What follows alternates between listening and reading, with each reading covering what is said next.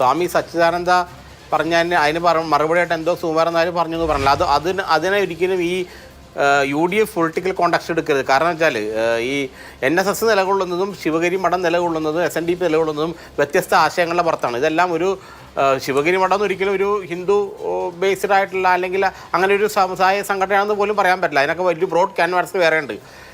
ഈ പലപ്പോഴും ഇവരെല്ലാം നിലകൊള്ളുന്നത് വ്യത്യസ്തമായ ആശയങ്ങളിലാണ്. ഇവരൊരിക്കലും ചില പ്രത്യേക പുരോഗമന കാര്യങ്ങൾ ഇവർ ഒരുമിച്ച് കൂടും എന്നുള്ളതല്ലാതെ അടിസ്ഥാനപരമായിട്ട് തികച്ചും വ്യത്യസ്തമായ ആശയങ്ങൾ തന്നെയാണ് ഇവർ പ്രകടിപ്പിക്കാറുള്ളത്. കാരണം പലപ്പോഴും അതങ്ങനെയാണ്. ഇതിനു മുമ്പുള്ള ചരിത്രം പരിശോധിച്ചാലൊക്കെ അറിയാൻ പറ്റും. കാരണം പ്രത്യേകിച്ച് ആചാരങ്ങളുടെ അടുത്ത അനുഷ്ഠാന കാര്യത്തിലൊക്കെ പലപ്പോഴും ഈ സംഘടന തമ്മിൽ എപ്പോഴും അഭിപ്രായ വ്യത്യാസം ഉണ്ടായിട്ടുണ്ട്. എല്ലാ കാലത്തും ഉണ്ടായിട്ടുണ്ട്. കാരണം ശബരിമല സ്ത്രീ പ്രവേശനം അടക്കമുള്ള കാര്യങ്ങളിലൊക്കെ ഈ അഭിപ്രായ വ്യത്യാസം ഉണ്ടായിരുന്നു. വെള്ളാപ്പള്ളി സുകുമാരൻ നായർ രണ്ടറ്റത്ത് നിന്ന് പറഞ്ഞ് വ്യത്യസ്തമായ അഭിപ്രായങ്ങൾ പ്രകടിപ്പിച്ചാൽ നമുക്കറിയാം. അപ്പോൾ അത് എക്കാലം ഉണ്ട്. അതിപ്പോൾ രമേശ് ചെന്നിത്തല നാളെ ഉണ്ടെങ്കിലും സൈസ് ഉണ്ടെങ്കിലും നാളെ ഇവരൊന്നും ഇല്ലെങ്കിലും ഒക്കെ അതുണ്ടാവും. ആ അഭിപ്രായ വ്യത്യസ്തത എപ്പോഴും നിലനിൽക്കും. കാരണം അത്തരം നമ്മൾ ഇത് ഇവോൾവ് ചെയ്യുന്ന വരുന്ന സാംസ്കാരിക ആ ഒരു ബേസ് ഉണ്ടല്ലോ, അതിൽ നിന്നാണ് ഇത്തരം അഭിപ്രായങ്ങൾ ഉണ്ടാകുന്നത്. അപ്പോൾ അതിനെ നമ്മൾ അത് കൂട്ടിക്കൊടുക്കേണ്ട യാതൊരു ആവശ്യമില്ല. അത് വേറെ രാഷ്ട്രീയം വരെ.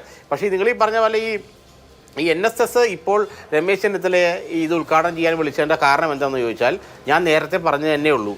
കാരണം കൃത്യമായിട്ട് ഈ കോൺഗ്രസിൻ്റെ ഈ ശ്രീകുമാർ സാർ പറഞ്ഞൊരു വലിയൊരു കാര്യമുണ്ട്. കോൺഗ്രസ്സിന് UDFനും കൃത്യമായിട്ട് ഇനി സമുദായ സംഘടനകളായിട്ട് അഫിലിയേറ്റ് ചെയ്ത് അല്ലെങ്കിൽ അവരെ ഉൾക്കൊണ്ട് പോകുവാൻ കഴിയണം. എങ്കിൽ മാത്രമേ അവരുടെ നഷ്ടപ്പെട്ട പൊളിറ്റിക്കൽ ബേസ് തിരിച്ചെടുക്കാൻ പറ്റുള്ളൂ. 2021 ഇലക്ഷൻ എന്താ സംഭവിച്ചതെന്നറിയാമോ?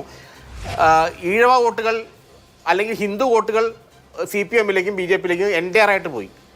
മുസ്ലിം വോട്ടുകളും CPMലെ ഇടതുപക്ഷത്തേക്ക് പോയി.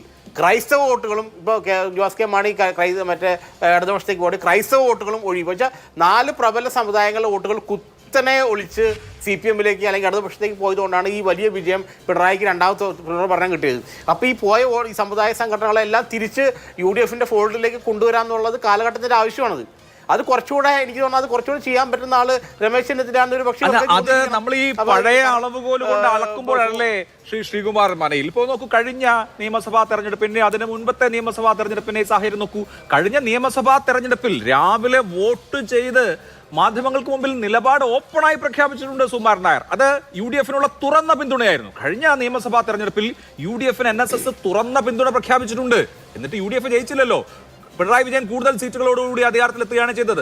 SNDP യോഗത്തിന്റെ ആഭിമുഖ്യത്തിൽ BDJS എന്ന പാർട്ടി ഉണ്ടാവുകയും ആ പാർട്ടി NDAയിലെ ഘടകകക്ഷിയാവുകയും ആ സമുദായ സംഘടനയുടെ പ്രമുഖരായ പ്രാദേശിക നേതാക്കളും പ്രധാന നേതാക്കളും സ്ഥാനാർത്ഥിമാരാവുകയും ചെയ്ത തെരഞ്ഞെടുപ്പാണ് 2016-ലും 2021-ലും നടന്നത്.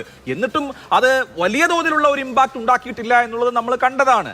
അപ്പോൾ ഈ സാമുദായിക സംഘടനകളുടെ പഴയ ഇക്വേഷൻ അല്ല ഇപ്പോൾ ബാധകമാവുന്നത് എന്നുള്ളത് എനിക്ക് തോന്നുന്നു രാഷ്ട്രീയ നേതാക്കൾ അത്ര അപ് ടു ഡേറ്റ് ആവാത്തത് കൊണ്ട് മനസ്സിലാവാത്തതാണോ?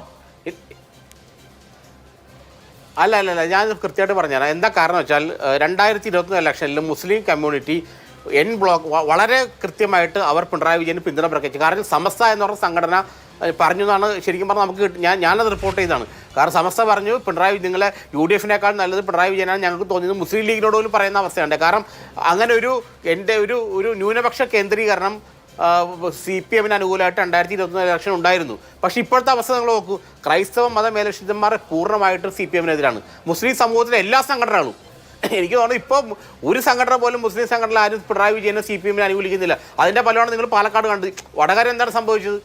എങ്ങനെ ന്യൂനപക്ഷ വോട്ടുകൾ എന്തുകൊണ്ടാണ് മുസ്ലിം വോട്ടുകൾ കൃത്യമായിട്ട് പറഞ്ഞാൽ മുസ്ലിം വോട്ടുകൾ CPMനെതിരെ പോളറൈസ് ചെയ്യുന്നത് എന്തുകൊണ്ടാണ് അവർ ഹിന്ദുത്വ രാഷ്ട്രീയം വീണ്ടും കളിക്കുന്നത്? എന്തുകൊണ്ടാണ് അവർ ജമാഅത്ത് ഇസ്ലാമിയും മറ്റും വർഗീയ സംഘടനകൾ എന്ന് പറഞ്ഞ് നിരന്തരം ആക്രമിക്കുന്നത്? അവർക്ക് മനസ്സിലായി ന്യൂനപക്ഷ വോട്ടുകൾ ഞങ്ങൾക്ക് നഷ്ടപ്പെട്ടു എന്നുള്ളത്. അത് ആ കൃത്യമായി ബോധ്യം CPMനുണ്ട്. അതുകൊണ്ട് ഹൈന്ദവ വോട്ടുകളെ പിടിച്ചു നിർത്തുക എന്നുള്ള ഒരു തന്ത്രം CPM പ്രയോഗിക്കുന്നു. അപ്പോൾ മൈനോറിറ്റി വോട്ടുകൾ നഷ്ടപ്പെട്ടു എന്നുള്ളത് CPMന് ബോധ്യമായി. പിന്നെ ഉള്ളതായിട്ടാണ് ഹിന്ദു അല്ലെങ്കിൽ ഭൂരിപക്ഷ വോട്ടുകളാണ്. കാരണം നമ്മൾ ഈ അടിസ്ഥാനപരമായിട്ട് ജാതി മതം എന്നുള്ള കളികൾ തന്നെയാണ് വോട്ട് പലപ്പോഴും ചെയ്യപ്പെടുന്നത്. അക്കാര്യത്തിൽ നമ്മൾ പറഞ്ഞിട്ട് കാര്യമില്ല. അപ്പോൾ ഇനിയിപ്പോൾ ഈഴവ സമുദായത്തിൻ്റെ വോട്ടുകൾ വലിയ തോതിൽ കൊല്ലം, തിരുവനന്തപുരം, ആലപ്പുഴ ജില്ലകളിൽ BJPയിലേക്ക് പോകുന്നു. അപ്പോൾ അത് CPMനെ തിരിച്ചു കൊണ്ടുവരണം. അപ്പോൾ ഈ CPM എന്താണ് ചെയ്യുന്നതെന്ന് വെച്ചാൽ ഈ സമുദായ സംഘടന ഈ ന്യൂനപക്ഷ വിഭാഗങ്ങളിൽ നിന്നും ഞങ്ങൾക്ക് ഇനി രാഷ്ട്രീയ നേട്ടങ്ങൾ ഉണ്ടാവില്ലെന്ന് മനസ്സിലായപ്പോൾ തികച്ചും അവർ തികഞ്ഞ ഹിന്ദുത്വത്തിലേക്ക് വരുവാണ്. അപ്പോൾ അതിനെ തകർക്കേണ്ടത് UDFൻ്റെ ആവശ്യമാണ്.